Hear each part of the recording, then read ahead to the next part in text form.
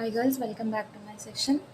Yeah, in the previous session we already discussed what kind of logs and that the level of logs and the main most important logs binary and shared and exclusive log we already discussed, and we also discussed what kind of uh, mm, obligations are with the shared and exclusive log and what are the advantages and what disadvantages also we learned with the logs. And this is a one of the extension to those logs. I can say that it is a two-phase logging protocol. I can call as an a 2pl.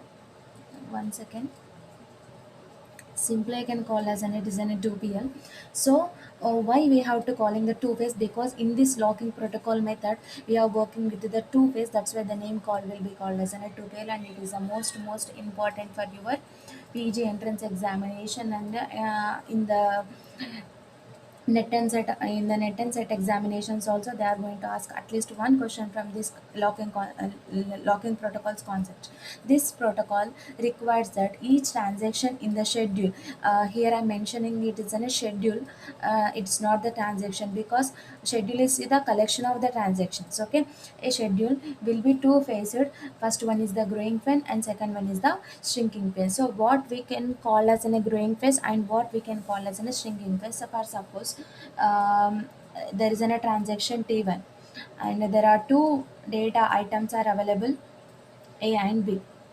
So if T1 wants to use the data item A, it can use the first, or T1 wants to use the item B, it can use the first. And when it is using that particular data item, must and should, it should have to log that particular item. We already discussed this topic. But when it is coming to the growing phase, this is the example I am telling about the how your growing phase could be. Suppose the T1 want to first, it will log. Okay, suppose it is doing in a shared log on this particular data item A. Now again it want to do the read operation. It want to do the read operation. Again it want to do the write operation.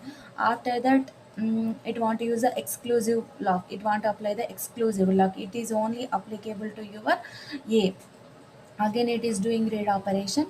Again it is doing the write operation on the A. Okay, and after this all operation it was unlocked operation. So when the transaction which is in the first phase, nothing but is in the growing phase, how many logs it want to do on a particular data item, that many logs it can do. But what is the concept is going to tell by you? The concept is going to tell by the growing phase is nothing but once we unlock the data on a particular item, again you won't get the chance to lock that particular item. After finishing entire by the another transaction, then only you are going to get the chance. Once again I am telling, when it is in the growing phase, you can change your type of locks, but you can't unlock until your work is going to finish. But once if you unlock a particular data item, you won't get the chance. For suppose the same transaction first, or same I was applied lock and read operation I was done on the data item. If I do unlock by the item A, so again if you want to use the data item A, you can't, because you already unlocked the particular data. You can't get the chance. You can't get the chance. And this type of transaction, when you are when you are locking the transactions, that is going to take in by the growing phase. When you are unlocking the transaction, that is going to take by the shrinking phase. When you are starting with the growing phase to particular point, that point is called as an lock point. How many locks you want to change on this stage, that many you can, that many types of operations, that many locks you can change. But once you unlock all kind of locks what you applied, that is coming to the shrinking phase. So indirectly you can understand what is meant by shrinking phase. In growing phase, transaction can only obtain the locks but cannot release any lock. In shrinking phase, transaction can only release the lock, unlock the locks, but you can't obtain the lock. Okay, and what are the properties it will have? That is also we are going to discuss.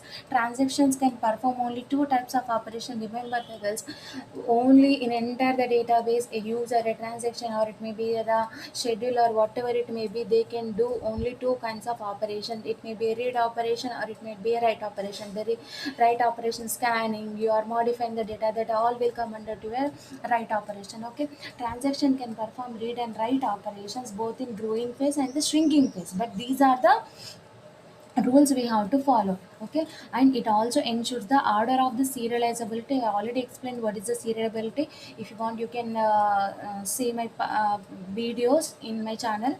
It is also ensure the order of the serializability is the order in which the transaction will reach as the lock pointer. So in what order the transactions are going to reach the lock point, in that order the serializability is going to get. And one more, that is I can say it is a disadvantage. It does not ensure the freedom of the deadlock.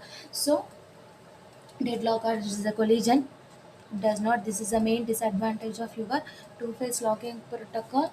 Two-phase locking protocol. If you observe over here, I was taking the two transaction T1 and T2. Suppose you observe here, T1 is locked by the shared lock, and it is reading the data.